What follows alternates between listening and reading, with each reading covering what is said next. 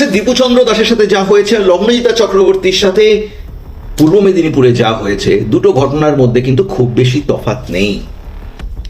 সেখানে দীপুচন্দ্র দাস বলেছিল যে ঈশ্বর এক এবং সবার আলাদা আলাদা ঈশ্বর রয়েছে, সেখানে প্রবলেম।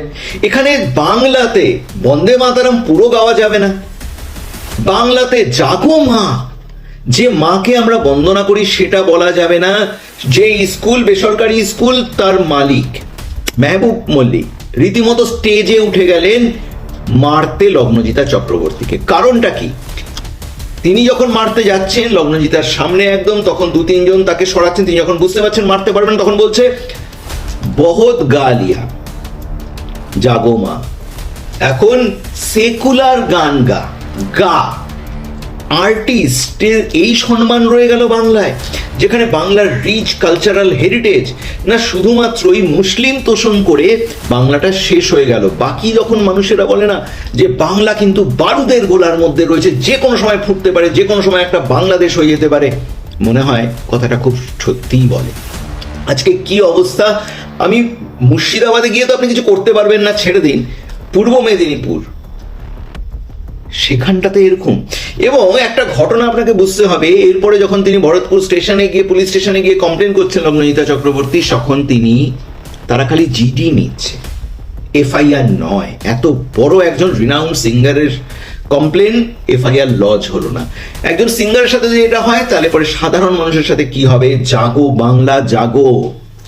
এবং শোনা যাচ্ছে আজকে দুপুরে তাকে গ্রেপ্তার করে নেওয়া হয়েছে মেহবুব মল্লিককে, এবং এনকোয়ারি কমিশন করা হয়েছে। কি হবে? 2 দিন 3 দিন বেরিয়ে যাবে। আপনি ভাবতে পারেন এই মেহবুব মল্লিক টিএমসি লিডার এবং কতটা প্রভাবশালী হতে পারে। লগ্নজিতা চক্রবর্তী বলছে আমি তো ভিডিও করিনি, বাট প্রচুর গার্জিয়ান ছিল, স্টুডেন্ট ছিল, তারা প্রোগ্রাম দেখতে, তাদের কাছে ভিডিও আপনি পাবেন। আমি 7 নাম্বার গান শেষ করে যখন 8 নাম্বার গান গাইছি, ঠিক তার মাঝখানে ইন্টারাকশন করছিলাম, এই ইনসিডেন্টটা হয়। সোশ্যাল মিডিয়া জুড়ে আপনি এই ইনসিডেন্টের পার্টিকুলার এই পার্টটার কোনো ভিডিও পেয়েছেন? উত্তর এখনো অবধি না। কারণ এই মেহবুব মল্লিকের, বুঝতে পারছেন তো প্রভাবটা কতটা? হয়তো থ্রেটনিং এটাই এসছে, কেউ কোনো ভিডিও লিক করবে না, কারণ সোশ্যাল মিডিয়ার জমানাতে যে কেউ ভিডিওটা ছেড়ে দিতে পারে। এবং 24 ঘন্টা ঘটনার প্রায় হয়ে গেল, এখনো কোনো ভিডিও কিন্তু সোশ্যাল মিডিয়াতে নেই। এটা কি করে সম্ভব? তাহলে কতটা প্রভাবশালী? হুমায়ুন কবির বাবরি মসজিদ করছে, এ বলছে যে না, আমি এখানটাতে বাংলার মাটিতে জাগো মা গাইতে দেবো না। সেকুলার গান, কিসের সেকুলার গান? কি ওখানটাতে গিয়ে আল্লাহকে বন্দে করলে পরে সেটা সেকুলার হতো? গানের আবার কিসের সেকুলারিজম?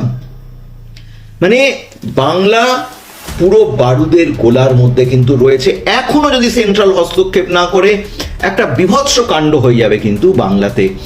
এখনো কি বাংলার মানুষেরা চুপ থাকবে? কোশ্চিনটা আপনাদেরই করলাম। ভালো থাকবেন, সুস্থ থাকবেন, জয় হিন্দ, বন্দে মাতরম।